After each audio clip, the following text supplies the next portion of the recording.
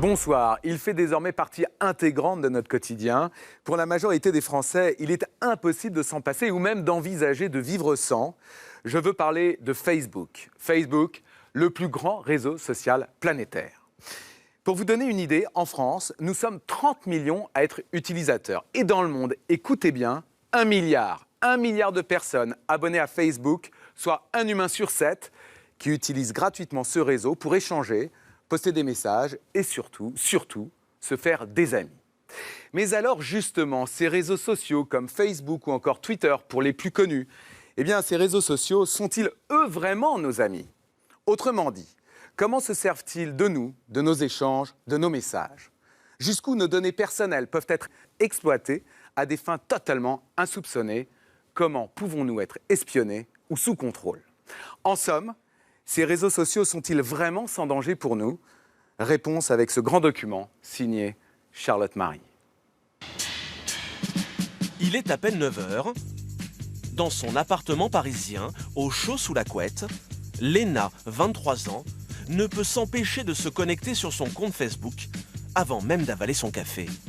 La première chose que je fais le matin, c'est de faire un tour sur toutes mes pages, Facebook, Twitter, les pages que je gère, mon blog, etc. pour savoir un peu ce qui s'est passé pendant la nuit. Comme 26 millions de Français, elle est accro à ce réseau social et commence toujours sa journée par un petit brin de causette avec ses 361 amis. Je suis en train de parler avec des amis en direct. Là, ils sont aussi sur leur ordi ou leurs iPhones et on est en train de se parler parce qu'on a décidé de se voir plus tard aujourd'hui. Facebook, c'est le réseau social le plus connu dans le monde. Mais aujourd'hui, il en existe des dizaines et il en apparaît de nouveaux en permanence. Vous allez voir que Léna les utilise toute la journée dans toutes ses activités. Par exemple, lorsqu'elle se rend dans l'un de ses endroits favoris, commerce ou restaurant, Léna utilise un autre réseau social. Salut! Ça va? À peine salue-t-elle ses amis que Léna sort déjà son portable pour se connecter à Foursquare. Via son téléphone, elle partage avec tous ses contacts l'adresse de cet endroit qu'elle apprécie. Et en retour, ce réseau social lui permet également de connaître les bons plans et les bonnes adresses de ses amis. Dans le monde, 45 millions d'utilisateurs font comme Léna. Ils se géolocalisent et donnent leur avis sur les endroits qu'ils visitent. Je peux voir des photos du lieu, des brunchs, etc. Je peux voir la liste de mes amis qui sont déjà venus ici, combien de fois, et puis je peux voir aussi les conseils. Et ce n'est pas fini. Lorsque Léna doit faire des emplettes, elle a encore besoin des réseaux sociaux. Entre un manteau d'hiver et une robe de soirée, son cœur balance. Alors pour se décider, elle va demander l'avis de ses amis sur Twitter.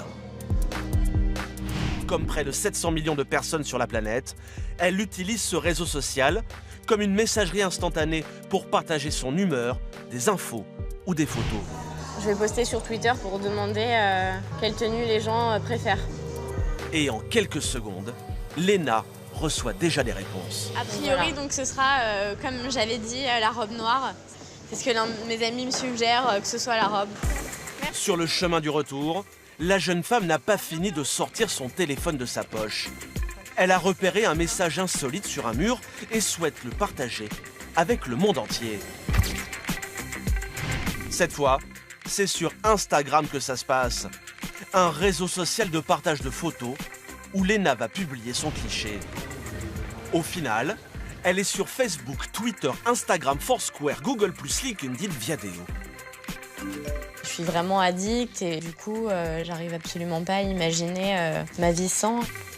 Mais ce que nous ignorons souvent, c'est que ces messages, ces humeurs, ces photos que nous publions toute la journée ont une valeur. Derrière ces réseaux se cache en réalité un gros business. Car les réseaux sociaux analysent, exploitent et rentabilisent nos données personnelles. Notre vie privée est devenue une mine d'or, le plus souvent à notre insu. Certains chiffres donnent le vertige. Toutes les 10 secondes sur Terre, 80 personnes découvrent Internet. 8000 se connectent à Facebook. 23 000 tweets sont envoyés toutes les 10 secondes. Lorsqu'il se passe un événement dans le monde, c'est sur les réseaux qu'on le retrouve. Barack Obama réélu, c'est sur Twitter qu'il partage sa joie. Un nouveau pape à Rome, un tweet du Vatican informe le monde. Les réseaux sociaux, la dernière folie du net, ils sont en train de conquérir la planète entière. Tous ces sites sont nés aux États-Unis, en Californie. Le premier à avoir remporté un succès planétaire, c'est Facebook. C'était il y a 10 ans, et au départ, c'est un jeune étudiant d'Harvard, Mark Zuckerberg, qui en a eu l'idée. Aujourd'hui, le site a réussi à rendre accro plus d'1 milliard d'internautes et affiche un chiffre d'affaires annuel de 8 milliards de dollars. Derrière lui, sont nés des dizaines d'autres réseaux sociaux qui transforment leurs inventeurs en milliardaires en quelques années. Tous les mois, de nouveaux réseaux apparaissent, bien décidés à se faire une place dans ce nouveau business. Alors, comment font-ils pour nous rendre accros à leur réseau? Quelle méthode utilisent-ils pour faire de l'argent avec nos données personnelles? Et si jamais je clique sur cette publicité, je suis invité à retourner sur le site marchand et à terminer ma commande. Jusqu'où sont-ils capables d'aller pour rentabiliser les informations que nous pensons ne partager qu'avec nos amis? Mais raconter sa vie privée, ses moindres faits et gestes, ses amours et ses amitiés à tout le monde sur les réseaux sociaux, est-ce vraiment sans danger? Comment certains pénètrent-ils notre intimité pour parfois abuser de nous? Des diffusions d'images pédopornographiques. Comment? Oui. Mais alors là, je m'en vais tout de suite parce Non, que... vous n'avez pas le droit, vous êtes placé en garde à vue, monsieur. Nous avons voulu savoir comment certains exploitent les réseaux sociaux pour des raisons criminelles. Bonjour, ça va? Et face à ce nouveau phénomène, nous avons enquêté pour comprendre comment se défendre et protéger nos enfants. Je me dis qu'il peut aller voir, mon fils de 13 ans peut aller voir des sites interdits aux enfants. Réseaux sociaux, du rêve au cauchemar, enquête dans les coulisses de vos sites internet préférés. Plus d'un humain sur 4 surfe aujourd'hui sur le net. Et de nouveaux membres s'inscrivent chaque jour sur les réseaux sociaux.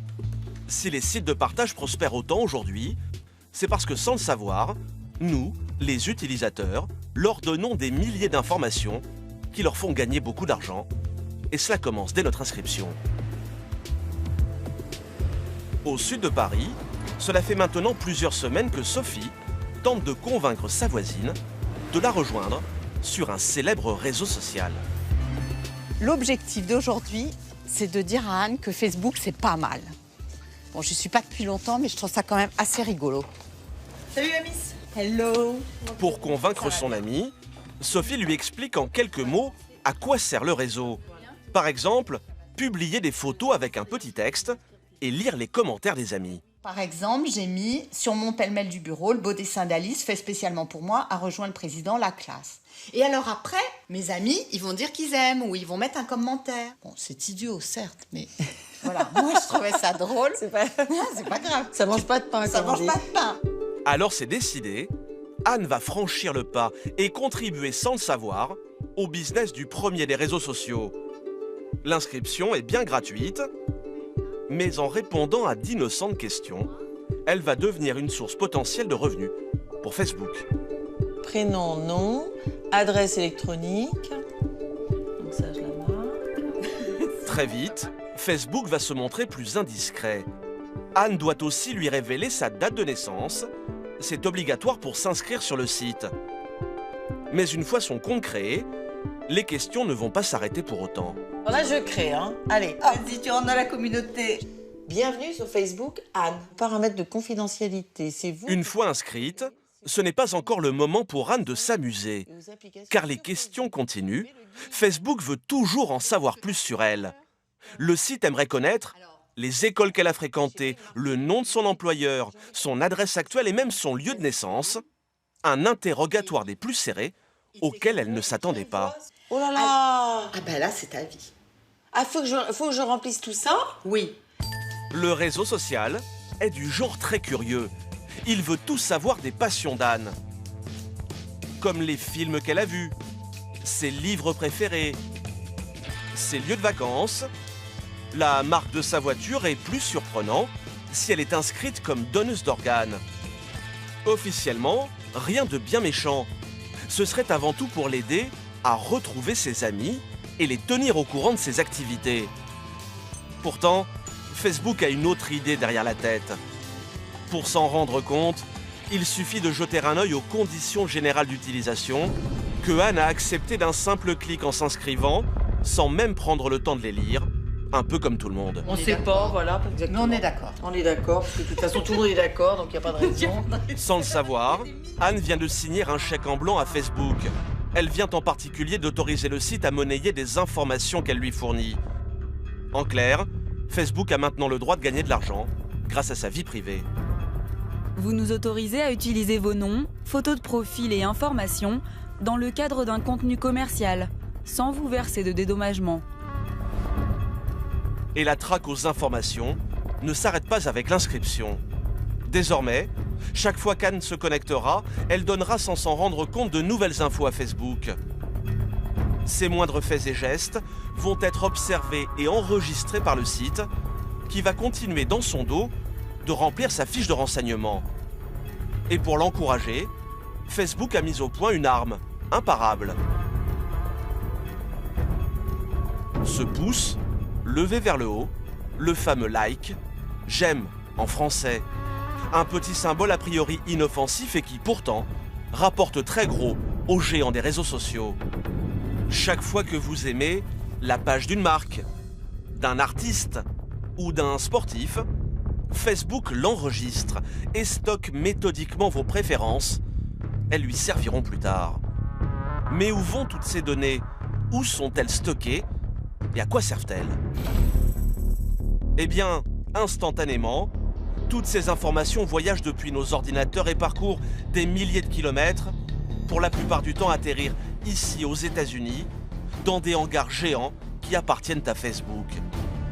On appelle cela des data centers, des centres de données, des kilomètres de disques durs ultra puissants, des mémoires géantes.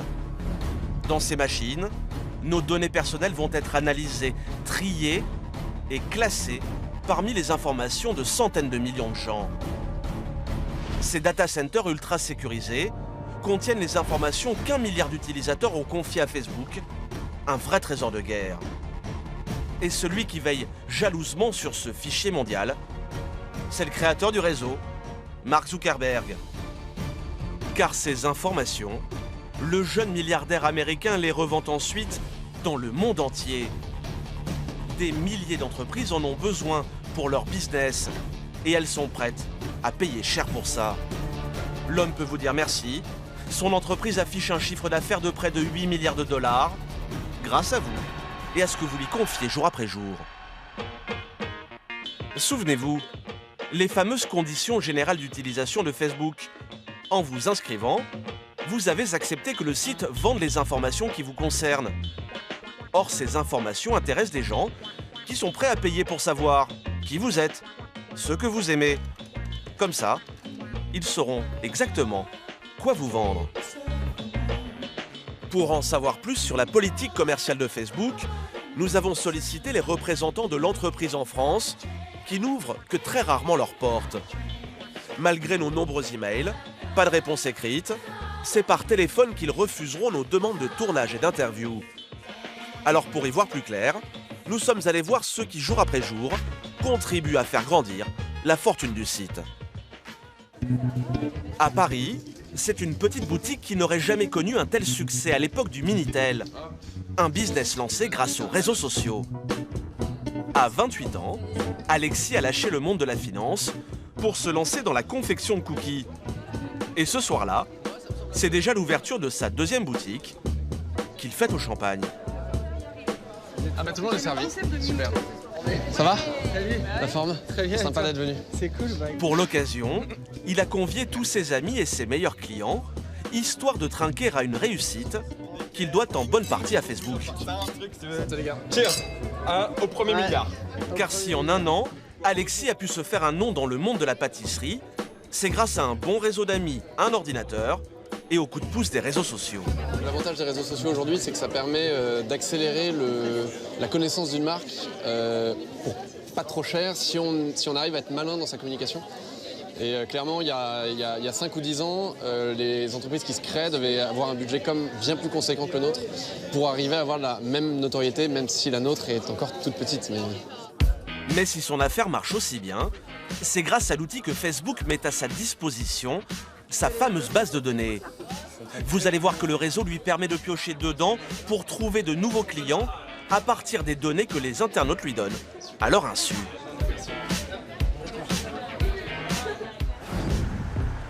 Le lendemain matin, nous retrouvons Alexis en pleine séance de pâtisserie, en train de tester une toute nouvelle recette de gâteau. Et ses cookies sitôt enfournés, il troque son tablier de pâtissier contre le costume d'un chef d'entreprise du 3e millénaire. Direction Facebook, d'où il s'apprête à lancer une vaste campagne de publicité. C'est comme cela qu'il déniche ses clients, en utilisant la base de données géante que Facebook met à sa disposition. Donc là, je crée une nouvelle campagne de publicité sur Facebook. Ce jour-là, Alexis a décidé de faire de la pub pour ses 2 boutiques. Dans quelques minutes, certains internautes pourront découvrir ce petit panneau publicitaire sur leur page Facebook. Et pas n'importe quel internaute. Le jeune homme va pouvoir sélectionner ceux qui verront sa pub parmi le milliard d'abonnés du site. Et la méthode proposée a de quoi surprendre. Ça, c'est l'étape cruciale. C'est le moment où on cible l'audience de la campagne de publicité. Cibler l'audience, cela veut dire qu'Alexis ne va s'adresser qu'à un type très précis d'abonnés, uniquement ceux qui ont une chance de devenir ses clients. Alors sur le site, il va faire ses courses et choisir ses cibles. Le jeune homme commence par déterminer un pays, la France, mais surtout la ville où résident les abonnés Facebook qu'il a dans sa ligne de mire. Ce sera Paris et les communes alentours. Pas utile d'aller voir plus loin. Comme aujourd'hui, mes boutiques sont uniquement à Paris et qu'on ne livre, on fait beaucoup de ventes à distance, mais qu'à Paris. Voilà, je ne suis pas très intéressé par le fait qu'un Lyonnais ou un Bordelais entendent parler de la fabrique cookies, pour le moment en tout cas. Ensuite, Alexis va pouvoir choisir l'âge de ses cibles. Il ne veut que des majeurs. Mais s'il le voulait, il pourrait être encore plus difficile, car Facebook propose des dizaines de critères différents. Alexis pourrait par exemple choisir de ne s'adresser qu'à des célibataires, des hommes ou des femmes, des couples mariés, des passionnés de lecture, de jardinage, de cuisine ou de bricolage. Grâce à ce programme, Alexis peut donc s'adresser directement aux personnes qui l'intéressent le plus. Et si Facebook connaît aussi bien son monde, c'est parce que ce sont les usagers eux-mêmes qui lui ont fourni toutes ces informations. Souvenez-vous d'Anne, quand elle s'est inscrite, elle aussi a dévoilé son âge, sa ville, sa formation, son employeur. Elle a nourri la base de données dans laquelle Alexis est en train de faire son marché. Une fois tous ces critères sélectionnés, il ne reste plus à Alexis qu'à choisir la durée de sa campagne et le budget qu'il est prêt à dépenser pour faire sa pub. Je rentre un budget de 200 $. 200 $, moins de 150 €, voilà le budget choisi par Alexis. Pour ce prix-là, son affiche sera présente sur Facebook pendant 1 mois. Facebook casse les prix du marché pour séduire les annonceurs. Car si Alexis avait voulu s'offrir une campagne de pub de cette envergure, dans la presse écrite par exemple, cela lui aurait coûté plus de 2000 €. Pour 200 $, évidemment, aucune presse papier, aucune télé, aucune radio ne s'intéresse à une entreprise qui est capable qui souhaite dépenser 200 $. Donc le seul moyen qu'on a aujourd'hui avec un si petit budget, c'est de faire de la publicité sur les réseaux sociaux ou sur Google. Mais clairement non, je ne peux pas m'attaquer aux médias traditionnels avec un budget aussi faible. Autre avantage offert par Facebook, à la fin de sa campagne, le site va fournir à Alexis des statistiques très précises.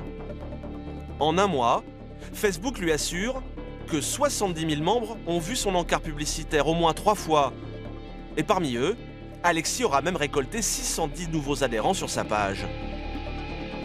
Aujourd'hui, plus d'1 million d'annonceurs dans le monde payent Facebook pour faire la promotion ciblée de leurs produits. Et Facebook développe chaque jour de nouvelles technologies pour en apprendre toujours plus sur les cibles, c'est-à-dire sur nous.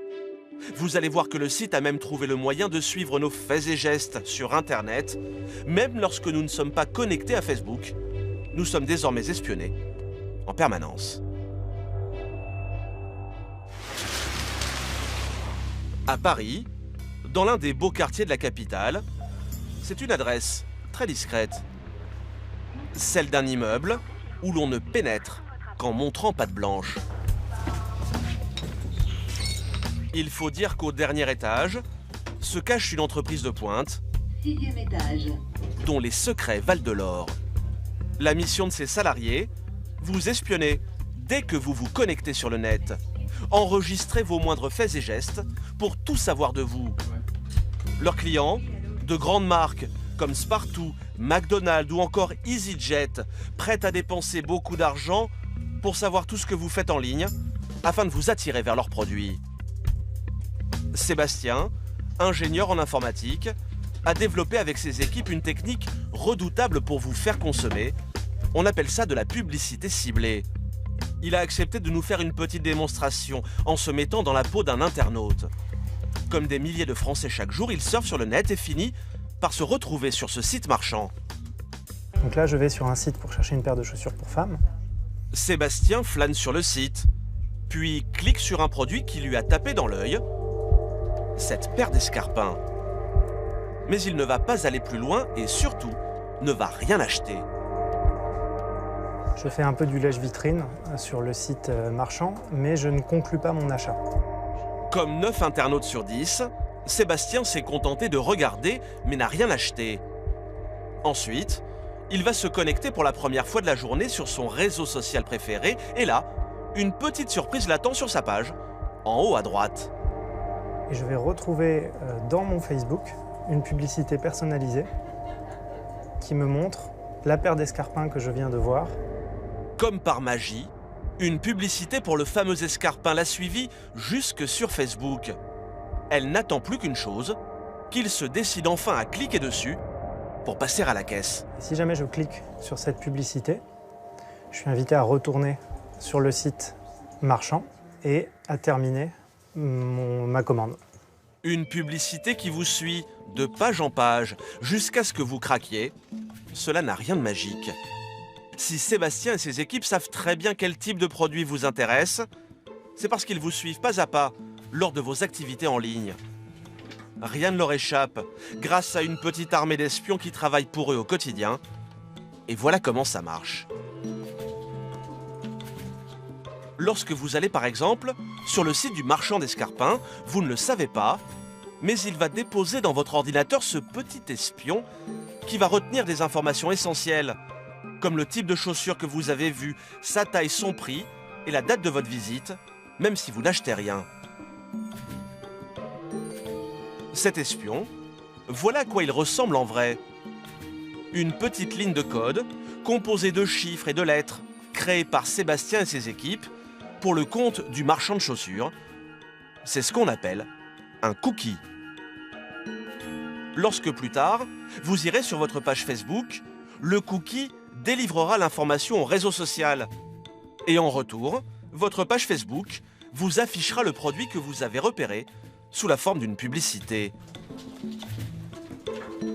Seule une vingtaine d'entreprises dans le monde sont capables de prévoir à l'avance les publicités qui retiendront votre attention et de les restituer sur vos réseaux sociaux. Sébastien et ses troupes ont travaillé des années sur des formules mathématiques très complexes et leurs techniques sont jalousement gardées.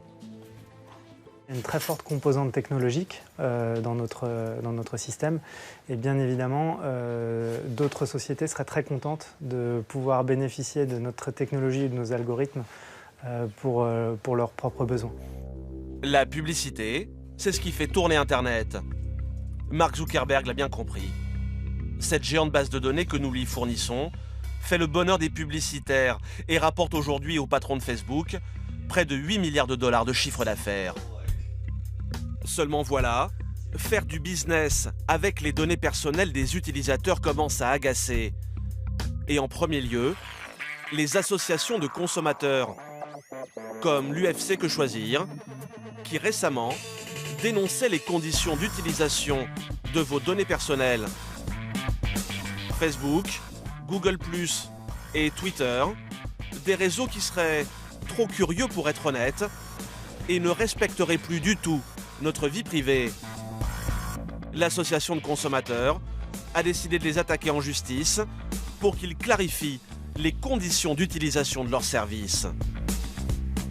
Des réseaux sans cesse plus nombreux et de plus en plus spécialisés.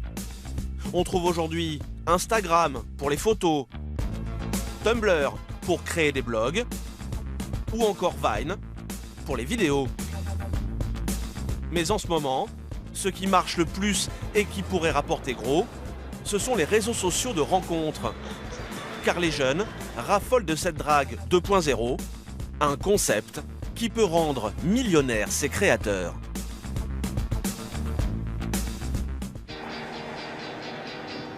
À 12 heures de vol de Paris, sur la côte ouest des États-Unis, la Californie, avec, non loin de là, la Silicon Valley, la terre promise du web. Le long de ces routes, des entreprises mondialement connues, comme le géant Google, ou un autre poids lourd du net, l'incontournable Facebook et son campus 4 étoiles. Mais c'est un peu plus au sud de la Californie qu'un petit jeune est en train de faire parler de lui dans le milieu select des réseaux sociaux. À Los Angeles, non loin de Beverly Hills, c'est un jeune homme de 27 ans qui savoure sa réussite en contemplant les villas à plusieurs millions de dollars de ses nouveaux voisins. C'est un super quartier, je l'adore. C'est magnifique, vous voyez, il fait beau, les gens sont sympas. Justin Matin, le concepteur de Tinder, l'application qui a fait de lui un homme très riche. Et aujourd'hui, le jeune homme est bien décidé à se faire plaisir. Il s'est offert de belles voitures, mais aussi une grande maison qu'il est toujours très fier de faire visiter. Vous êtes prêts ? Dans quelques instants sur D8, la suite de notre enquête sur les réseaux sociaux. Vous verrez comment sur le net, une bonne idée peut vous rendre millionnaire. Mais vous découvrirez aussi que sur les réseaux, le rêve cède parfois la place au cauchemar. Des diffusions d'images pédopornographiques. Comment? Oui. Mais, alors là, je m'en vais tout de suite parce Non, que... vous n'avez pas le droit, vous êtes placé en garde à vue, monsieur. Justin Matin, le concepteur de Tinder, l'application qui a fait de lui un homme très riche. Et aujourd'hui, le jeune homme est bien décidé à se faire plaisir. Il s'est offert de belles voitures, mais aussi une grande maison qu'il est toujours très fier de faire visiter. Allez. Vous êtes prêts ? Une villa à 3 millions de dollars que Justin a acquise dans l'un des quartiers les plus huppés de Los Angeles. Une maison musée. Vous voulez boire quelque chose ? Où Justin entrepose les tableaux dans lesquels il investit une partie de sa fortune. Comme cette œuvre, sa dernière acquisition. J'adore l'art. En plus, c'est un bon moyen de placer son argent. Si vous misez sur les bons artistes, c'est un bon investissement. Et si Justin aime la peinture, il n'a rien contre une bonne soirée devant la télé. Alors à l'extérieur, il s'est fait aménager cette salle de projection privée pour lui et ses amis. Voilà ma salle de ciné pour regarder un bon film. 6 grands fauteuils face à un écran géant et tout ce qu'il faut à portée de main. Et ça, c'est le bar. Comme ça, vous pouvez boire un verre en regardant un film. À même pas 30 ans, sous le soleil de Californie, Justin mène une vie de millionnaire. Tout ça parce qu'un jour, il a eu une bonne idée, la drague géolocalisée sur smartphone, et le principe de son application est tout simple. Sur votre mobile, vous indiquez tout d'abord si vous êtes un homme ou une femme, puis la distance maximale où se trouve votre cible, puis sa tranche d'âge et le sexe qui vous intéresse. Ensuite, tel un radar, votre téléphone va rechercher tous les célibataires qui correspondent à vos critères. Et d'un simple clic, vous n'avez plus qu'à indiquer si vous êtes intéressé ou pas par les profils proposés. Si l'attirance est réciproque, c'est un match. Une conversation privée peut alors débuter. Une idée qui pourrait sembler toute bête, seulement voilà, personne avant Justin n'y avait pensé. Il y avait déjà plein de réseaux sociaux pour garder le contact avec des gens que vous connaissez déjà. Mais il n'existait aucun site pour rencontrer de nouvelles personnes. Tinder, c'est ça. Ça va vous permettre justement de rencontrer des gens et d'apprendre à les connaître. Et à ce petit jeu, notre jeune millionnaire est plutôt doué. Tout le monde veut faire sa connaissance. Comme Emily, 25 ans, dont Justin découvre les photos et qui, d'un coup de pouce, va dire oui ou non.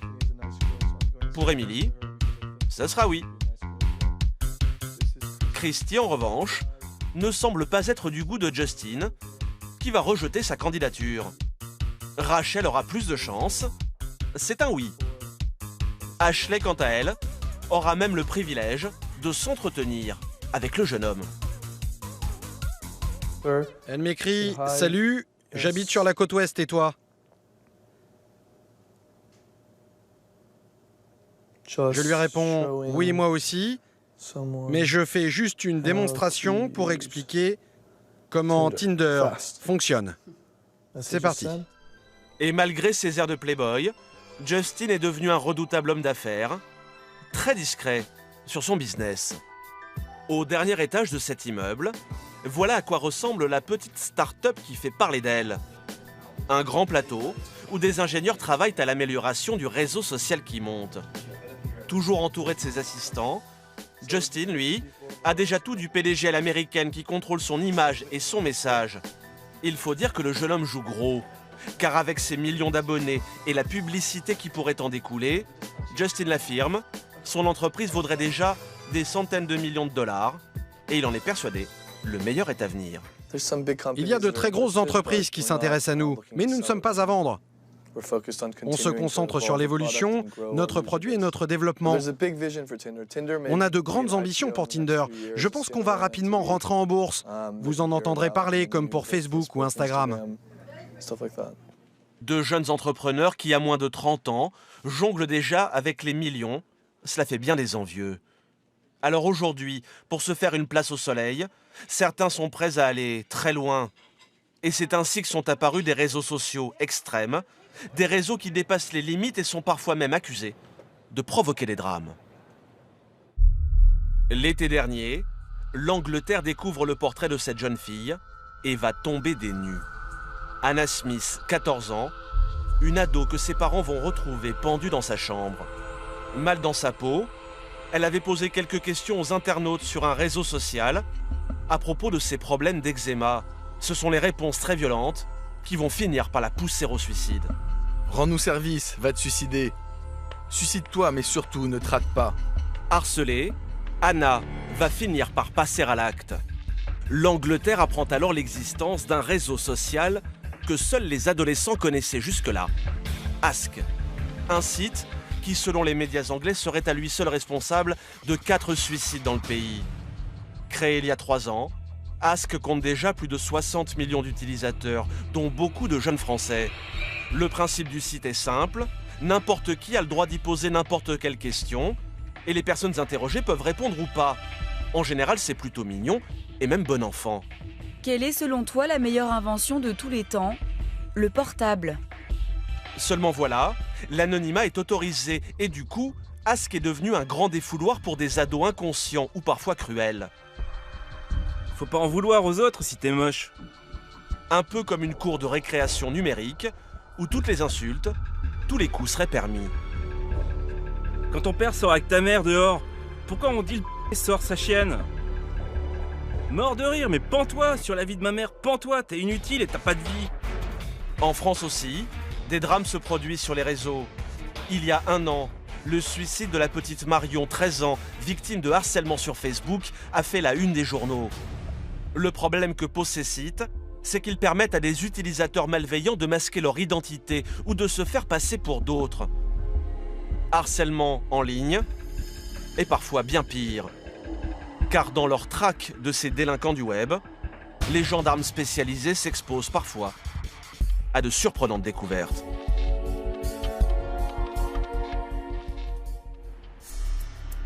À la gendarmerie de Villeneuve-d'Ascq, dans le nord de la France, une unité de recherche très spéciale travaille dans l'ombre pour stopper le crime sur Internet.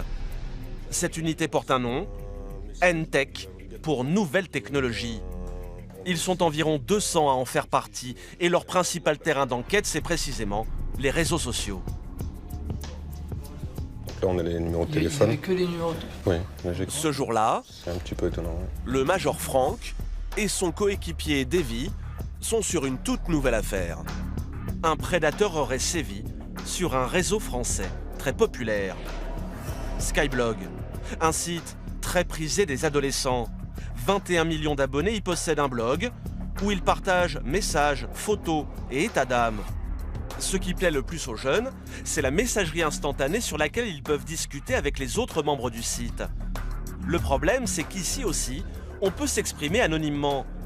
Alors, se croyant intouchable, un homme aurait diffusé sur le site des images choquantes. Comme on peut voir, ça concerne des faits de pédophilie ou corruption de mineurs qui ont été signalés sur la plateforme gouvernementale. Des images de pédophilie circulant sur un réseau social pour ados, une affaire potentiellement très grave. Le site a alerté cette plateforme gouvernementale destinée à lutter contre les abus commis sur Internet. Les gendarmes ont pu récupérer la conversation entre le pédophile présumé et un adolescent à qui il venait d'envoyer des photos. Tu as reçu une image, souhaites-tu l'ouvrir? La réponse est pourquoi tu m'envoies ça? Cette photo envoyée sur le réseau met en scène de jeunes mineurs, garçons et filles, nus sur un canapé. L'amateur de pédopornographie affirme sur le site que le garçon sur la photo, c'est lui. Le délinquant prétexte qu'il s'agit de lui en photo. Son interlocuteur ne le croit pas, à juste titre. Le site a gardé une copie de cet échange et enregistré des informations qui vont se révéler déterminantes. Il y en a quoi sur le gars? Alors, je vais regarder, effectivement. On a son pseudo. On a un pseudo. Son adresse IP. Et l'élément le plus important, c'est l'adresse IP du pédophile présumé, c'est-à-dire sa signature électronique. Chaque ligne Internet a la sienne, elle correspond à une adresse physique, alors les gendarmes n'ont plus qu'à remonter la piste s'ils veulent mettre la main sur l'ordinateur de leur suspect. À nous à retrouver chez lui, soit ces images, ce qui viendrait conforter les éléments de ce dossier, soit d'autres, parce qu'a priori, et j'imagine bien qu'il n'en a pas que deux, quoi. Les NTech du Nord connaissent l'adresse du pédophile présumé et n'ont plus qu'à convoquer la personne à la gendarmerie. Ils vérifieront aussi le contenu de son ordinateur et l'enquête pourrait être rapidement bouclée. Mais en réalité, l'affaire leur réserve quelques surprises.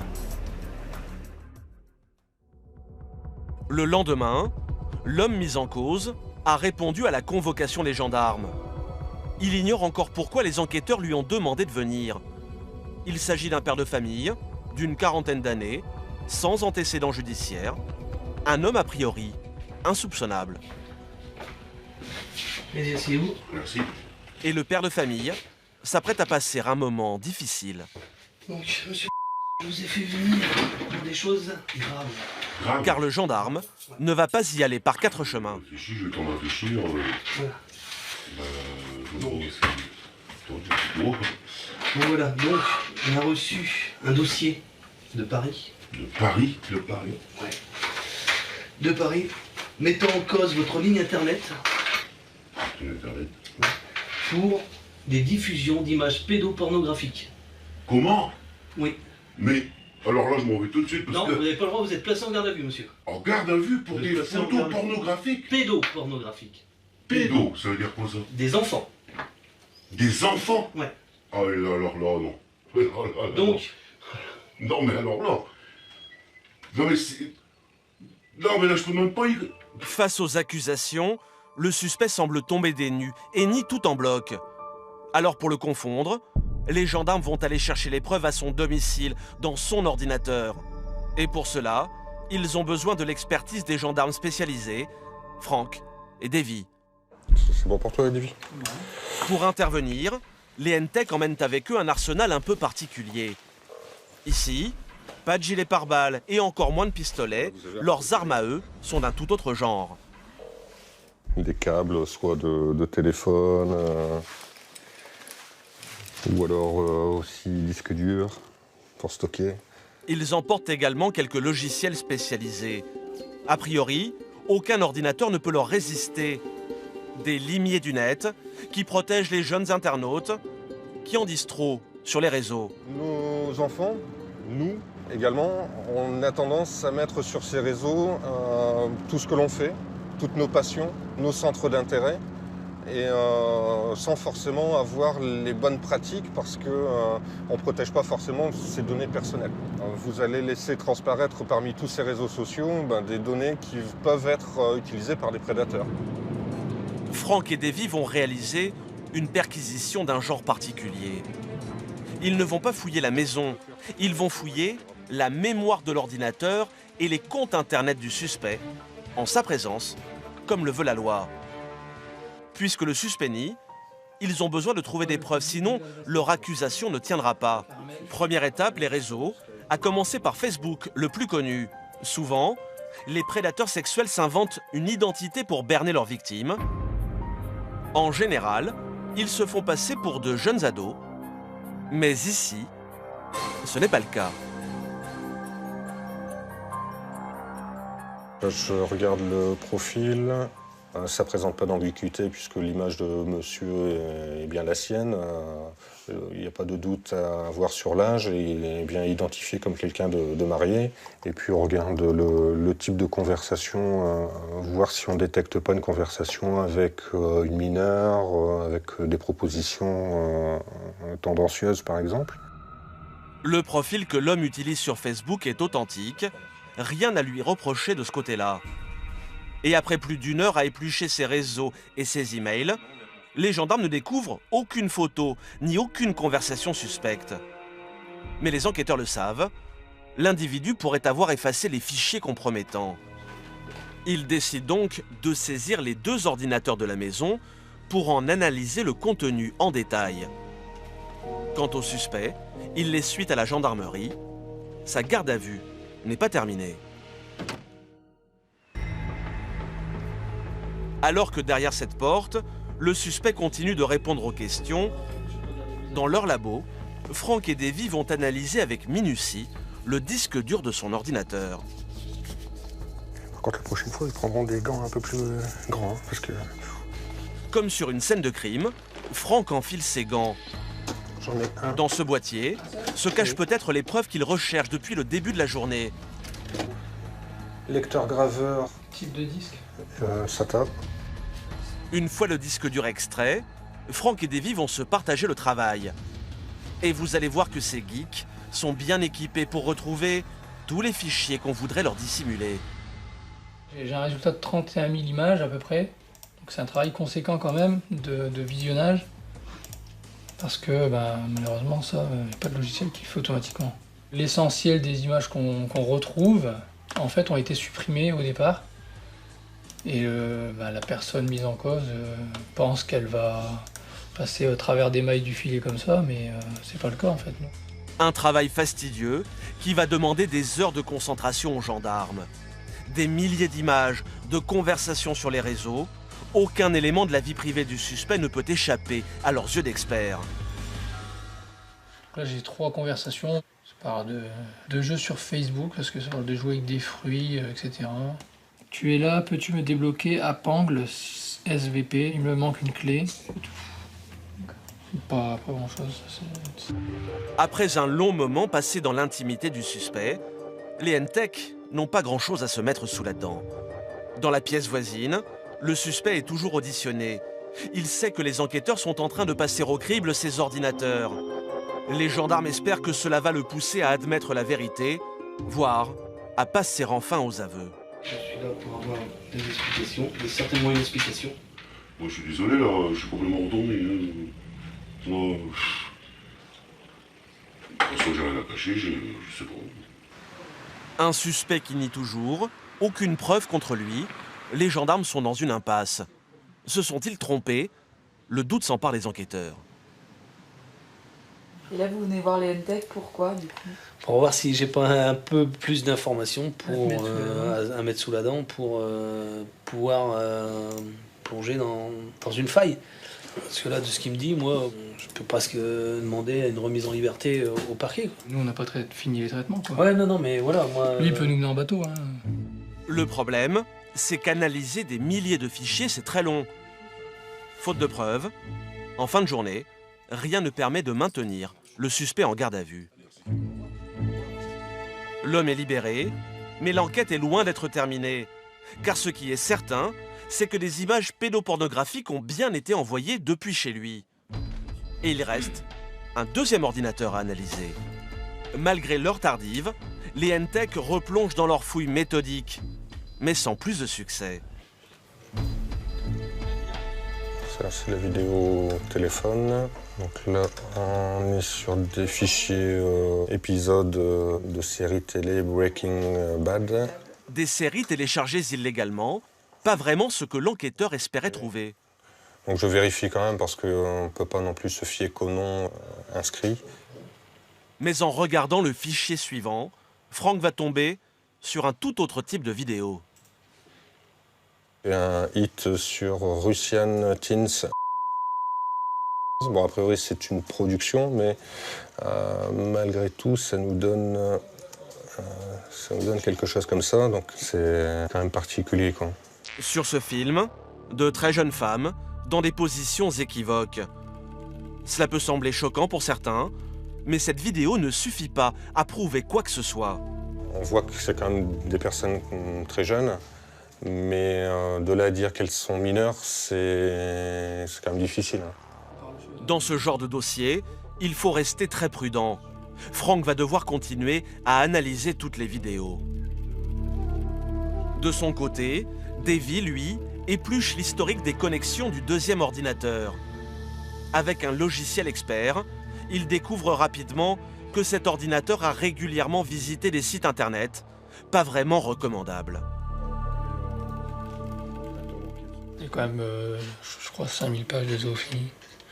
En agrandissant un peu, on voit la blonde va se faire prendre par le cheval, gros chien baise sa maîtresse. Des sites internet consacrés à la zoophilie, mais également des traces de contact avec d'autres internautes sur le fameux site qui a donné l'alerte. Des profils de Skyrock, Touche-moi pas XD, Rouge 510, Princesse Zoé 14. 14, ça pourrait éventuellement faire référence à son âge. Seximateuse, La fille du coin 60. On peut imaginer cette fois-ci que c'est pas son âge, mais plutôt son département. Des milliers de profils féminins, aux noms très évocateurs, dont le suspect semble très friand. Il consulterait leur blog, il choisirait ses victimes et entamerait la conversation de manière très directe. Tu te touches à la cam, je me branle. On est quand même dans du langage cru. C'est pas qu'une fois. Hein. On voit ici la preuve, je parle à une fille de 12 ans, elle m'envoie des photos de sa chatte. C'est pas une coincée comme toi. Là purement, c'est de la prédation. Hein. Tout de suite sur D8, l'enquête continue. Et vous découvrirez que pour les gendarmes du net, la traque du prédateur sexuel réserve quelques rebondissements. Bon, de toute façon, on ne va pas se cacher, vous savez très bien sur quel dossier on est. Hein. Le tout, c'est de le dire, de toute façon, on le saura. Donc. Puis nous repartirons aux États-Unis, au cœur de l'un des réseaux sociaux les plus célèbres au monde.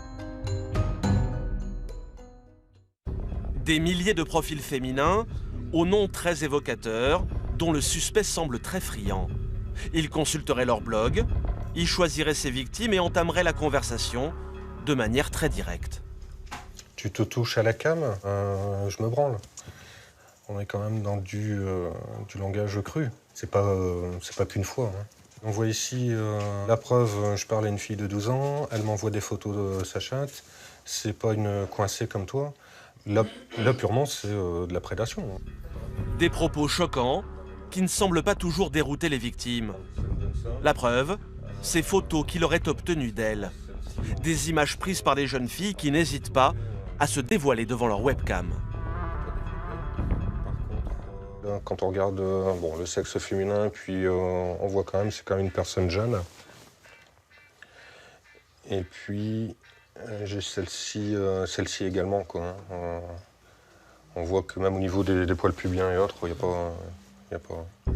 Plus de doute, même s'il ne voit pas leur visage, l'enquêteur n'a aucun mal à identifier ces filles comme étant des mineurs. Donc à mon avis, tu vas être content. D'autant plus que Franck vient de découvrir un dernier élément capital qui va rapidement convaincre le directeur d'enquête. Donc moi, sur les images, voilà ce que je trouve. On voit effectivement une très jeune fille et un très jeune garçon qui, devant la caméra, montrent leur sexe. Très clairement, on voit l'activité, on voit les visages, et là on ne peut pas dire que ce n'est pas des enfants, quoi. Des images, des vidéos et des conversations. Après des heures de traque informatique, les N-Tech ont réussi leur mission. En revanche, ils s'étaient trompés de suspect, car le pédophile à qui appartient cet ordinateur, ce n'est pas le père de famille, mais son fils de 18 ans. C'est l'ordinateur saisi dans sa chambre qui contient les documents pédopornographiques. Une situation totalement inattendue. Les gendarmes vont devoir retourner dans la maison pour procéder à l'interrogatoire du jeune homme, leur nouveau suspect, et ils sont loin d'avoir tout découvert. Le compte utilisé actuellement, le plus courant. Bon, de toute façon, on ne va pas se cacher, vous savez très bien sur quel dossier on est. Le tout, c'est de dire, de toute façon, on le saura. Donc... Loin de l'image d'un homme sûr de lui qu'il donne sur Internet, le jeune homme se montre introverti, quasi muet. Mais même s'il reste silencieux, les enquêteurs connaissent maintenant ses adresses et ses mots de passe. Ils ne vont pas tarder à faire de terribles découvertes. Voilà, donc c'est ce qui nous intéressait. Sur la page du blog du jeune homme, des vidéos mettant en scène plusieurs mineurs, des images à caractère pédopornographique. Moi, la question est la suivante. Toutes ces images-là, elles sont stockées où, à part là? Vous les avez sur un autre support? Que là? Et quand vous les envoyez à quelqu'un, vous faites comment? Non, mais allez, il faut vous dire, de toute façon... Est-ce qu'il y a d'autres blogs que tu détiens dans lesquels il y a ce type d'image?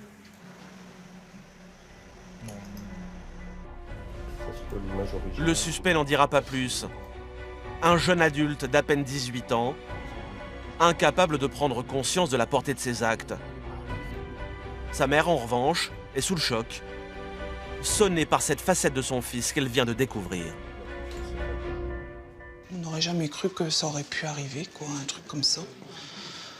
Ça se passe dans les films, mais on ne peut pas imaginer que ça peut se passer chez nous, quoi. Je me sens responsable, je me dis, est-ce qu'on aurait dû mettre des clés comme il existe pour essayer de stopper certaines choses qui ne devaient pas aller dessus. Pour diffusion et détention d'images à caractère pédopornographique, le jeune homme risquait une peine pouvant aller jusqu'à 5 ans d'emprisonnement. Mais vu l'absence d'antécédents et son jeune âge, la justice a opté pour des soins thérapeutiques. Avec la multiplication des réseaux sociaux, les délinquants sexuels sévissent sur Internet. Alors pour éviter aux enfants de faire de mauvaises rencontres, les gendarmes ont entrepris d'alerter les parents, qui bien souvent sont loin de savoir tout ce que font leurs enfants sur Internet.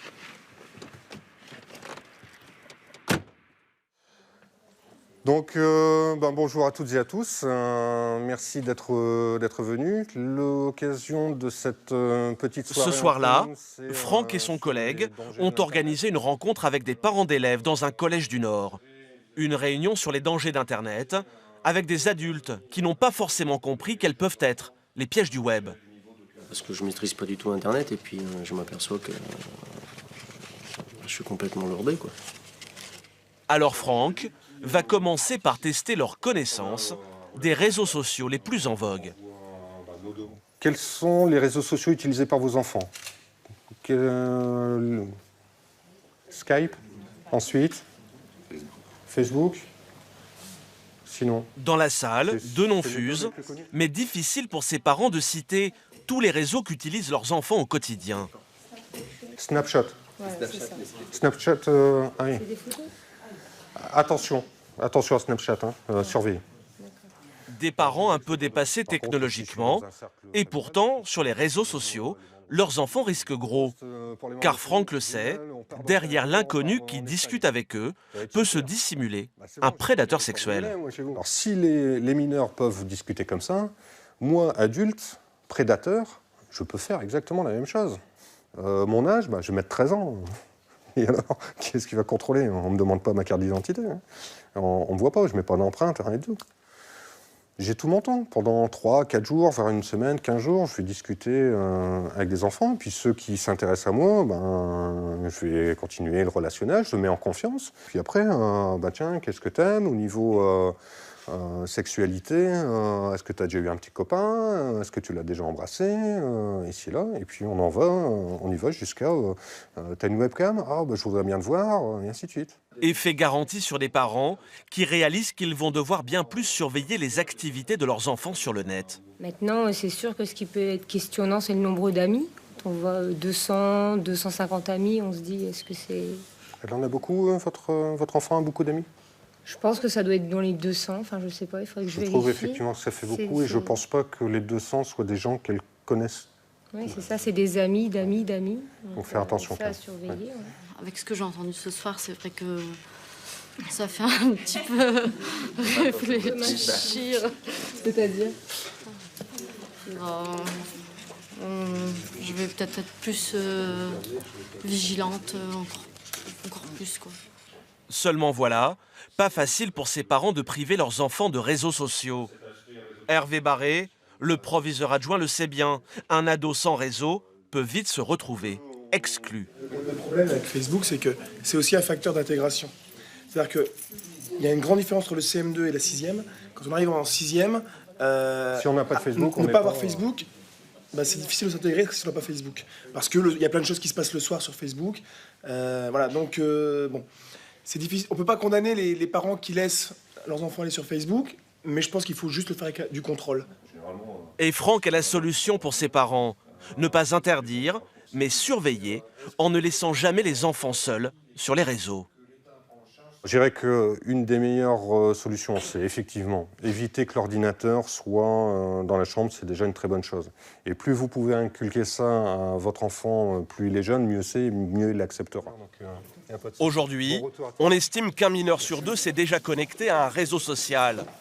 Du coup, pour éviter des drames, la gendarmerie a lancé un vaste programme de sensibilisation des enfants aux dangers des réseaux, le permis Internet. Mais pour protéger ces jeunes utilisateurs, certains sont prêts à aller encore plus loin, quitte à s'attaquer directement aux réseaux sociaux, au cœur de leur empire, en Californie.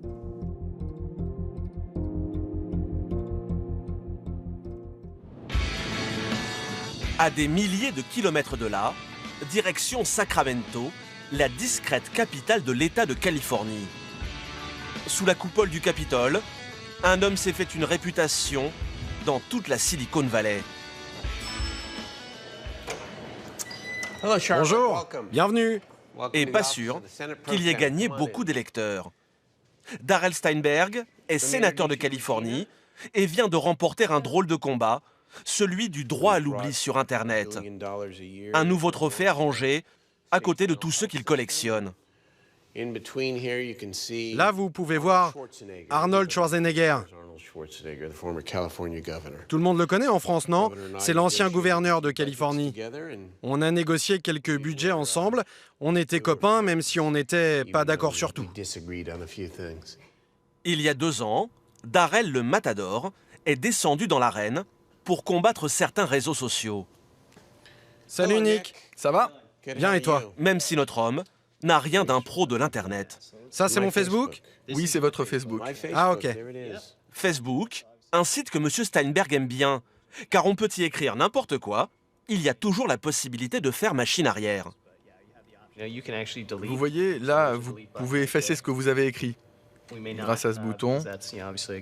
Bon, là, on va pas le faire parce que c'est un bon commentaire, mais oui, sur ce site, vous pouvez effacer ce que vous voulez pour que le contenu sur votre Facebook soit toujours approprié et acceptable pour ceux qui le lisent. Voilà ce qui plaît au sénateur Steinberg. Une option qui permet de supprimer tout commentaire ou photo que l'utilisateur regretterait d'avoir posté sur Facebook. Le problème, c'est que de nombreux réseaux ne proposent pas cette option, comme ce site que Nick vient tout juste de découvrir. Qu'est-ce que tu es en train de regarder? C'est un site de partage pour les ados. Je voulais vous montrer les photos qu'on peut y trouver. Oh mon Dieu. Bon, cette photo, ça va encore, mais j'imagine qu'il y en a d'autres bien pires. Et le sénateur Steinberg a vu juste. Sur ce site, de nombreuses photos de jeunes gens, souvent mineurs, dans des situations peu avantageuses, en sous-vêtements ou avec de l'alcool. Teen Spot, c'est un site de rencontre pour adolescents qui fait fureur aux États-Unis. Les jeunes pensent y être tranquillement entre eux et publient tout et souvent n'importe quoi. Le problème, c'est que les adolescents vont grandir et que leurs photos resteront à jamais accessibles à tout le monde. Il n'y a pas l'option effacer sur ce site? Non, j'ai pas l'impression. En tout cas, je la vois pas. Et tout ça, c'est public. Le problème pour M. Steinberg, c'est que le réseau ne permet pas d'effacer ces erreurs de jeunesse, que ces ados risquent de traîner longtemps, pas vraiment ce qu'il y a de mieux comme CV. Beaucoup de directeurs d'université vont sur Google ou Facebook pour se renseigner sur le caractère des étudiants qui s'inscrivent ici. Un tiers d'entre eux a déjà refusé des candidats à cause de ce qu'ils ont trouvé sur le net.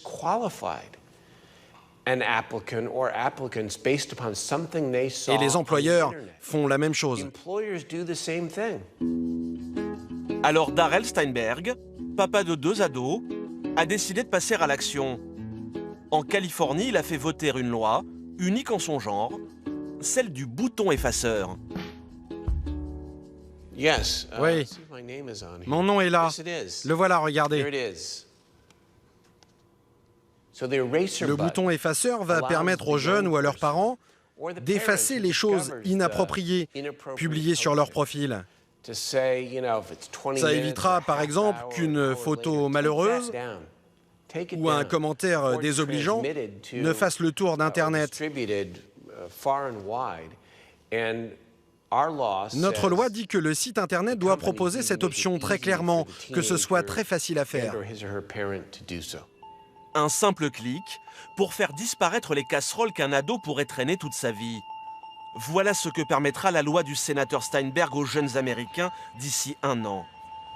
Des officiels qui tentent comme ils le peuvent d'encadrer les réseaux sociaux. Mais pour éviter que les ados ne fassent des choses qu'ils pourraient regretter toute leur vie, certains ont décidé de prendre le problème à la racine, en donnant dès le berceau des formations aux enfants, plutôt surprenantes. Non loin de la Silicon Valley et des géants du net, c'est une petite école qui prépare ses élèves à affronter un avenir dans lequel les réseaux seront tout-puissants. À Santa Clara, dans l'école Catherine Hughes, c'est l'heure de la récré pour une centaine de petits élèves de moins de 10 ans. Aller voir jouer au ballon ou engloutir leur goûter, ils ressemblent à n'importe quel autre élève. Et pourtant, dès la récréation terminée, c'est dans des classes du futur qu'ils repartent assister à des cours high-tech. Grâce à des donateurs privés, la petite école de Santa Clara a pu investir 360 000 € dans du matériel informatique. Ici, disparus cahiers et ardoises. C'est avec des ordinateurs que ces élèves de 8 ans apprennent les mathématiques. Depuis leur plus jeune âge, clavier, écran et souris n'ont plus de secret pour ces petits Américains. Du coup, beaucoup ont déjà fait leur premier pas sur Internet et fréquenté les réseaux sociaux. Pour leur éviter de faire de mauvaises rencontres ou de publier trop de bêtises, ils ont maintenant droit à des cours un peu particuliers.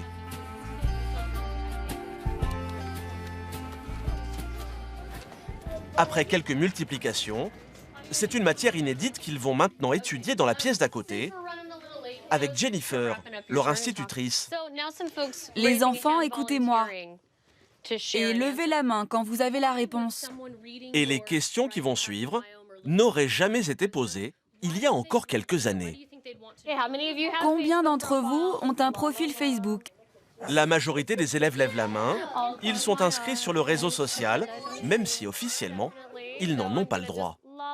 Vous n'avez pas 13 ans, je fais comme si je n'avais rien entendu. Mais plutôt que de les gronder et de leur défendre d'aller sur Facebook, Jennifer va tenter de leur expliquer comment s'y comporter pour éviter les ennuis. Alors pour que le message passe, Jennifer, avec humour, va se mettre à leur place avec des histoires de leur âge. Est-ce que vous pensez qu'il y a des choses qu'on ne doit pas partager sur le net? Des photos inappropriées? Ça, c'est bien vrai. Tu ne mettrais pas des photos de toi, bébé, dans ton bain? Ce serait très embarrassant. Oui, même si c'est très mignon, tu n'aimerais pas que tous tes amis te voient dans ton bain, avec plein de mousse, quand tu avais 2 ans. Éclat de rire général, le message semble être passé. Mais Jennifer ne va pas s'arrêter là. Quel est le meilleur moyen de ne pas mettre sur Internet quelque chose que vous ne voudriez pas qu'on voit? Bien sûr, parfois on peut effacer, mais comment être sûr de ne pas faire de bêtises? Ne pas le mettre sur Internet. Tu ne le mets pas du tout, exactement. Surtout, réfléchissez bien. Réfléchissez longtemps avant de poster quoi que ce soit sur Internet. Réfléchir avant de cliquer. Le mot d'ordre est affiché sur tous les murs de l'école. Apprendre à ses enfants à se comporter sur les réseaux, ici c'est devenu une matière comme une autre, aussi importante qu'apprendre à lire ou compter. Ils utilisent la technologie depuis qu'ils sont bébés. Donc, ils sont bien plus à l'aise que moi, au même âge qu'eux. Alors, je pense qu'il faut leur parler de tout ça très jeune. Sur comment se protéger sur le net, est-ce qu'on peut y écrire ou pas. Parce que ces enfants vont passer toute leur vie en ligne. Une vie entièrement numérique. Moi, je n'ai découvert Internet que lorsque j'avais 16-17 ans. Mais ces enfants ont commencé à jouer sur Internet au berceau. Donc je pense que c'est vraiment important de les prévenir le plus tôt possible. Ces internautes de moins de 10 ans ont déjà bien conscience qu'Internet a la mémoire longue et qu'il ne faut pas y mettre n'importe quoi. Mais qu'en sera-t-il des prochaines générations? En Californie, le Far West du 2.0, des sites comme Facebook, Twitter ou Instagram apparaissent sans cesse. De nouveaux sites qui se créent pour tous les goûts et tous les âges. Chaque jour, des entrepreneurs ont une nouvelle idée et se lancent dans l'aventure. Mais seuls quelques-uns réussissent à sortir du lot et décrochent le jackpot. À San Francisco, le soleil vient de se lever. C'est une nouvelle journée qui commence au royaume des réseaux sociaux. Ici, chaque année, des milliers d'ingénieurs du monde entier viennent tenter leur chance. Et l'un d'entre eux a vite réussi à se faire un nom. Dans le quartier branché de la ville, c'est l'heure de partir au travail pour Michael, 25 ans. Cela fait 2 ans que cet ingénieur né au Havre vit au cœur de San Francisco. Là, c'est la chambre. C'est un peu le bazar, donc il va falloir m'excuser un peu. Michael est une vedette montante des réseaux sociaux. Et ce qui a lancé sa carrière, c'est son travail sur l'un des sites de partage de vidéos les plus visités au monde. Voilà, ça c'était YouTube avant. Ah, quelle horreur. Quand vous consultez une vidéo sur YouTube, vous ne vous en doutez pas, mais c'est Michael et son équipe qui ont conçu la nouvelle interface. Ça, c'est quand j'ai commencé à rejoindre l'entreprise.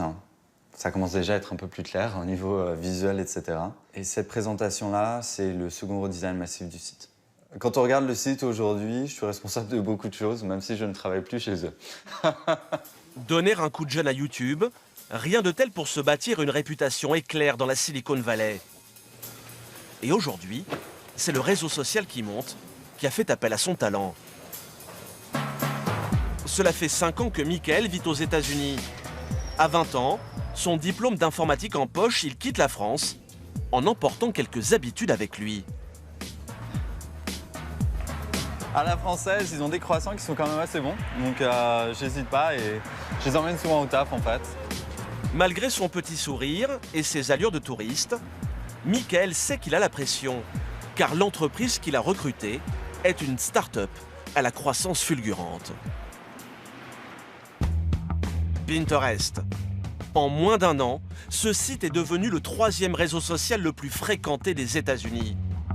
Son nom, Pinterest, pourrait se traduire par « épingler ses centres d'intérêt », car c'est un site de partage d'images et de bons plans sur la toile. Sur son profil, un utilisateur peut épingler les images de tout ce qui lui plaît sur Internet. Comme par exemple, les chaussures qu'il rêverait de s'acheter, de bonnes idées de recettes, ou encore les voyages qu'il aimerait faire.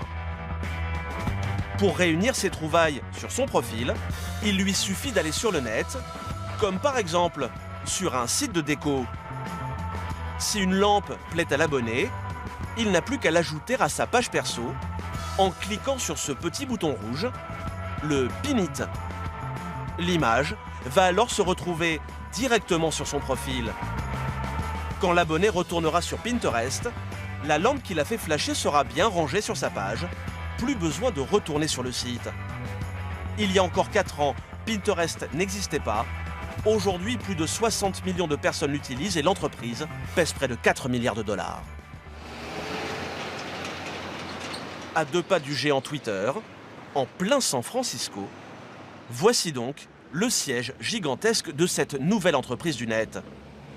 C'est ici que travaille Michael, notre informaticien. Il est 9 h.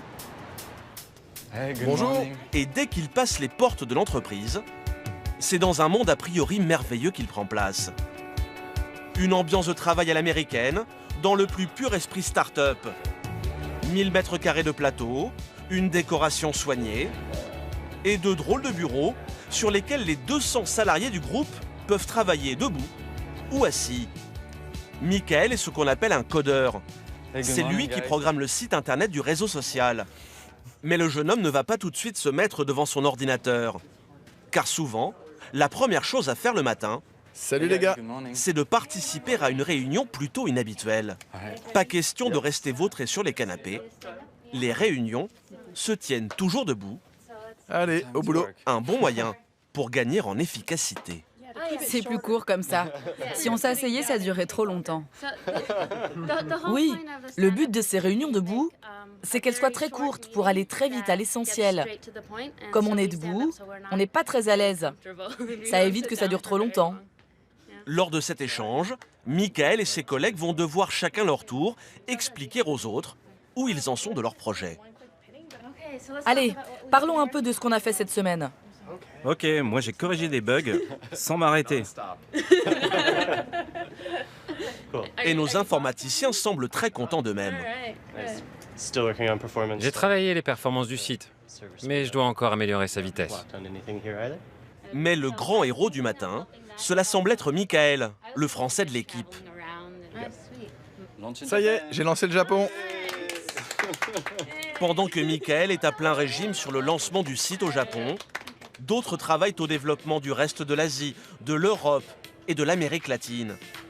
Le site internet poursuit sa conquête du monde. À la tête de cette petite armée, cet homme, l'un des 3 fondateurs du site. Avec sa barbe hirsute et sa tenue décontractée, on a du mal à croire qu'Evan Sharp est un patron à succès. Il a bien voulu nous consacrer 1 heure de son temps afin de nous expliquer les secrets de sa réussite. Il y a 6 ans, alors étudiant à New York, il rencontre ses 2 futurs coéquipiers, Ben Silverman et Paul Sciarra. Tous 3 férus de collections en tout genre, les 3 copains s'amusent à créer un petit site internet qui permettait de partager leur passion entre amis, l'ébauche de Pinterest. Mais ce n'est qu'un simple passe-temps. Ben Silverman va faire ses premiers pas dans le monde de l'internet chez le géant Google. Evan, son diplôme d'architecte en poche, va rejoindre la Silicon Valley. Il vient d'être embauché dans une jeune entreprise très prometteuse, Facebook. Chacun de leur côté, ils apprendront les rouages des géants des réseaux sociaux avant de se lancer dans l'aventure. J'étais chargé de dessiner l'interface du site. À l'époque, la boîte était plus petite, il y avait moins d'utilisateurs. Je m'occupais de construire des profils, des gadgets. J'ai appris beaucoup de choses sur comment diriger une compagnie, comment faire lorsqu'elle grandit. Et aujourd'hui, je sais ce qu'il faut faire ou ne pas faire lorsqu'on touche un très grand nombre d'utilisateurs. Evan va démissionner pour rejoindre ses 2 amis et fonder Pinterest. Il marche maintenant dans les traces de son ancien patron, Mark Zuckerberg. On pense vraiment qu'un jour, on sera capable de convaincre des milliards d'utilisateurs et qu'on leur permettra d'améliorer leur style de vie. C'est vraiment la mission de notre entreprise. Le concept des 3 jeunes hommes va vite cartonner. En à peine 4 ans, Pinterest est devenu le 3e réseau social le plus fréquenté aux États-Unis. Du coup, les investisseurs se bousculent et ont injecté dans l'entreprise près de 4 milliards de dollars. Et pourtant, le site ne fait pas un seul dollar de bénéfice. Sa richesse, ce sont les 60 millions d'utilisateurs du site dans le monde. Mais un petit nouveau vient de faire son apparition dans l'open space. Sagement assis sur son canapé, c'est à peine si on le remarque. Et pourtant, Steve a une mission capitale, faire gagner de l'argent à son employeur. Il est ce qu'on appelle un monétiseur. Celui que les startups du web embauchent pour transformer leurs abonnés en billets verts. Et notre monétiseur a vite cerné tout le potentiel du site qu'il emploie. LinkedIn, Facebook et Twitter ne servent qu'à connecter des gens entre eux. LinkedIn, c'est pour le travail, Facebook pour les amis. Avec Pinterest, les gens se connectent à des produits, des choses qu'ils ont, qu'ils veulent, qu'ils aiment. Alors, mettre un peu de publicité sur notre site, ça semble bien plus naturel. Pour que Pinterest gagne de l'argent, Steve a fait rentrer de la publicité sur le site. Il compte employer les mêmes méthodes que Facebook. Quand les utilisateurs consultent les pages, comme celle-ci consacrée à la beauté, ils tombent sur des conseils et des photos d'autres membres. Mais plus seulement. Steve y a glissé très subtilement les publicités des marques. Des encarts publicitaires qui ont tout l'air de conseils beauté et pourtant, quand Steve clique dessus, il le redirige directement sur le site commerçant pour qu'il passe à la caisse. Pour l'instant, les marques ne paient pas pour être sur Pinterest. Mais grâce à cette gigantesque base de données, Steve sait bien que les annonceurs n'hésiteront pas à mettre la main au porte-monnaie. Un jour, ils voudront que beaucoup plus de monde voit leur pub. Et peut-être nous payer pour que, disons, 2 millions de personnes la voient. Là, on est en train de réfléchir au prix qu'on leur demandera. Mais c'est l'idée. Ils nous paieront pour que leur publicité apparaisse partout sur le site. Le rêve de Steve, que Pinterest marche sur les traces de son glorieux aîné. L'an passé, Facebook a empoché près de 8 milliards de dollars grâce aux annonceurs. En moins de 10 ans, bon nombre d'entrepreneurs de la Silicon Valley, âgés d'à peine 30 ans, sont devenus les rois des réseaux sociaux, connus dans le monde entier. Grâce à leur concept, ils empochent des millions de dollars, un business qui cartonne et fait rêver outre-Atlantique. En France aussi, de plus en plus d'entrepreneurs ont créé des startups dont la renommée n'est aujourd'hui plus à faire. Jacques-Antoine Granjon et son célèbre site de déstockage, vente privée, Xavier Niel, patron de Free, ou encore Marc Simoncini, le créateur de Mythique. Des success stories à la française qui poussent de plus en plus de petits nouveaux à se lancer dans l'aventure du web. Dans l'Est parisien, ce dimanche soir, c'est soirée-concert pour Gilles et ses amis. Ça va ? Ce petit café, c'est le rendez-vous des musiciens du quartier et de leur public de mélomanes. La musique, la grande passion de G, Loïc, Gilles et Adrien, qui n'a pas résisté à l'envie de se mêler aux musiciens pour jouer les airs du moment. En 2011, les 4 amis ont eux aussi décidé de monter leur petit groupe. Oh Adrien, viens voir. On a pris une vidéo de toi en train de jouer. Mais pas question pour eux de composer le tube de l'année. Leur rêve, c'est de lancer le réseau social qui les rendra célèbres. Et 3 ans plus tard, leur petite aventure sur le web s'est peu à peu transformée en un vrai business. Bon bah cheers. On est bien là, on est à 13 000 membres là, plus 13 000 sur janvier. Des membres par milliers, il faut dire que ces 4 garçons dans le vent ont peut-être trouvé l'idée qui va faire de leur réseau social le prochain géant de l'Internet. Le lendemain matin, c'est dans la Silicon Valley parisienne que nous retrouvons Gilles. Loin de la démesure californienne, c'est ici qu'une quinzaine de start-up françaises tentent de pousser. Là-bas, je crois qu'il y a une boîte de jeux vidéo. Et là-haut, c'est OnPrint, qui est une boîte dans l'impression et édition numérique également. Pour Gilles et ses amis, ce n'est pas encore le grand luxe, comme chez les poids lourds américains de l'Internet. Pour le moment, leur réseau social tient dans un bureau de 20 mètres carrés. On est là. Où les 5 créateurs du site travaillent. Salut les gars. Ça va? Pour lancer leur réseau social, il leur a suffi d'une connexion Internet, de quelques ordinateurs et surtout d'une bonne idée. Mais comme chaque matin, avant de se mettre au travail, c'est une fois de plus de musique dont il s'agit. Écoute Gilles, je pense que tu vas bien aimer. Elle est assez calme. Non mais je l'ai ajouté ça déjà. J'aime bien ça, c'est quoi, c'est qui ça? C'est Lord. Ah c'est drôle. C'est un remix. La musique sur Internet, un secteur qui cartonne et qui a déjà donné naissance à de grands noms du web, comme Deezer, Spotify ou encore SoundCloud. Des sites d'écoute de musique utilisent 200 millions de personnes dans le monde. Miser sur la musique en ligne, c'est le pari des 5 garçons. Seulement voilà, rien de bien original. Alors pour se démarquer de leurs concurrents, ils ont décidé de lancer sur le net un réseau social entièrement consacré à la musique. Sur sa page, par exemple, Gilles peut poster tous les morceaux qui lui plaisent, histoire d'en faire profiter ses amis, et réciproquement. Donc je m'abonne au profil des autres personnes et je vais avoir en temps réel toutes leurs découvertes musicales. Mais ce n'est pas tout. Pour séduire les utilisateurs, ils ont inventé un petit gadget très pratique. Quand Gilles découvre une musique qui lui plaît sur Internet, comme par exemple sur YouTube, il n'a qu'à cliquer sur ce petit bouton pour que le morceau rejoigne son profil. Très pratique pour enfin réunir toute sa musique préférée dans un seul et même endroit. Aujourd'hui, il y a des millions de musiques qui sont en ligne sur le web, sur des plateformes comme YouTube, SoundCloud, Vimeo, Deezer.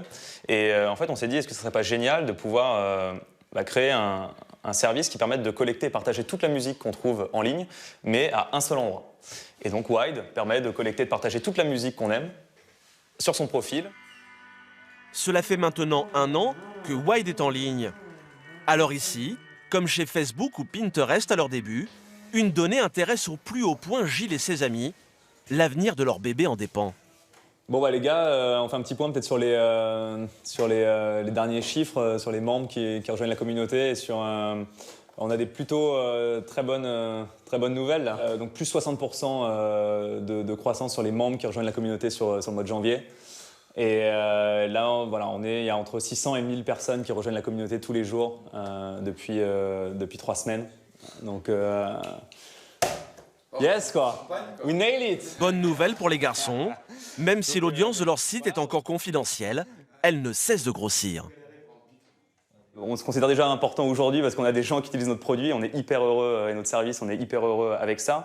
Après, là, il n'y a pas encore 100 000 membres sur Wide, mais je pense que 100 000 membres, ça sera déjà une belle preuve que le concept séduit et plaît. Dans le business des réseaux sociaux, c'est toujours le nombre d'abonnés qui fait la valeur d'une start-up. Et là encore, même si Wide ne gagne pas d'argent, les premiers investisseurs ont fait leur apparition persuadés qu'il y a de bonnes affaires à la clé. Ça va ? Salut, ça va ? Comme Serge Allen, un entrepreneur renommé dans le monde de l'Internet. Tu viens là? C'est la première fois. Enfin, je t'ai déjà dit. Il y a 5 mois, son ami Gilles l'a convaincu d'investir 10 000 € dans le réseau social. Et pour la première fois, Serge va découvrir ce qu'est devenu son argent. Ils synchronisent tous les sas. Les gars, Salut. Enchanté. Serge, enchanté, J. C'est ça? Content de te voir. Ouais, carrément. Pour acquérir leur matériel, se verser de petits salaires et développer leur site, Gilles et ses 4 amis ont fait appel à plusieurs partenaires comme Serge. Au total, ils ont réuni plus de 500 000 €. Et ouais, le bunker. Tous autour de la table, quoi. Sur la consommation. Alors forcément, ces partenaires comme Serge veulent savoir comment les 5 garçons comptent un jour gagner de l'argent avec leurs milliers d'abonnés, et Gilles a déjà de bonnes idées. Voilà, les gens qui nous disent j'aimerais bien acheter ma playlist, pouvoir télécharger peut-être directement, même si on est sur du streaming, mais récupérer toute ma playlist, la voir en MP3. On a des gens qui vraiment nous demandent ça. Avec un peu cartonné. Donc... Serge est rassuré, mais l'investisseur le sait bien. S'il veut que Wide gagne beaucoup d'argent, il faudra séduire des milliers d'abonnés supplémentaires. C'est toujours ce qui fait la valeur d'une entreprise et Wide semble être sur le bon chemin. Il y a un potentiel. Parce qu'une fois qu'on a une certaine masse critique et une base d'utilisateurs, on peut faire des choses en fait avec cette base-là. Et c'est un indicateur extrêmement important qui aussi démontre le potentiel de viralité et donc d'adoption du service pour peut-être derrière découler vers un modèle économique qui fasse gagner de l'argent, qui pérennise un petit peu l'activité.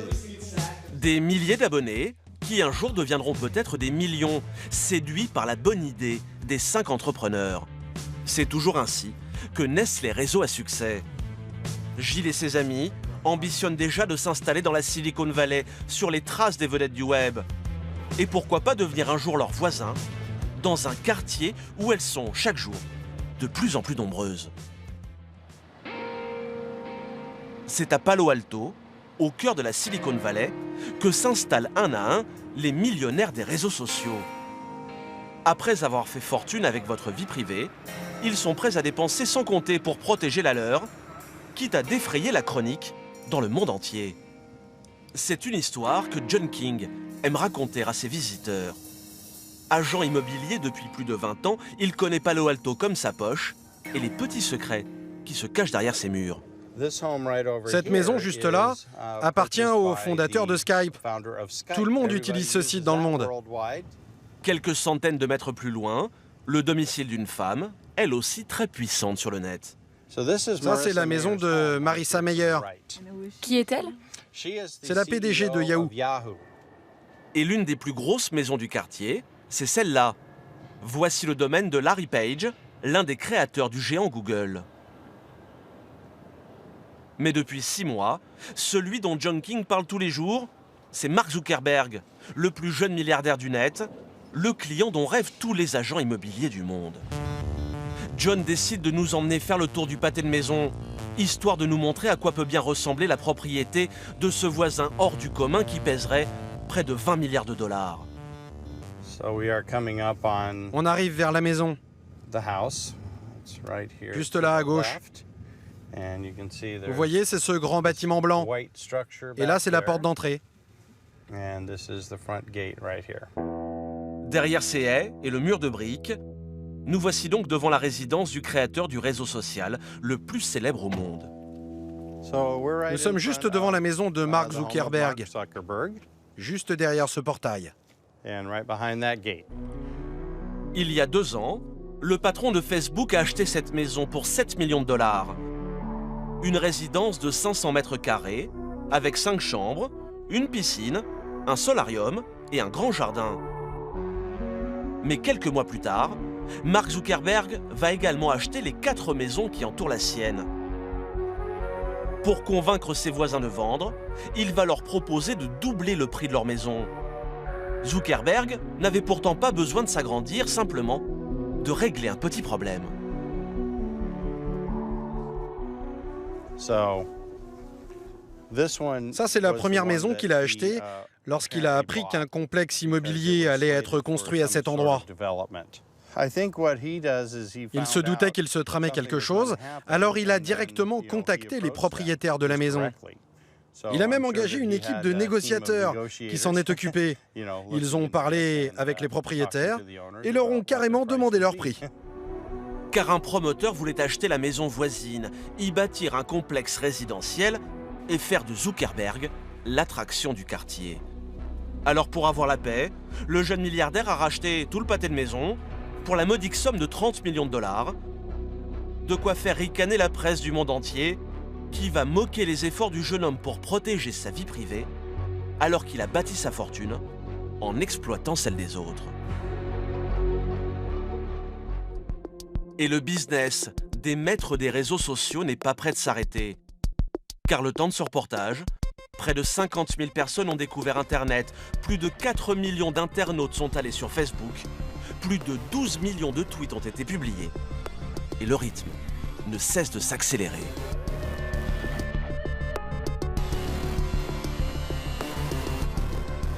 Voilà pour ce reportage consacré aux réseaux sociaux. Cette émission est maintenant terminée. Nous l'avons préparée avec Thierry Hornet, Aurore Belser, Dorothée Cochard, ainsi que les équipes de Cartel Presse. Bonsoir et bonne semaine.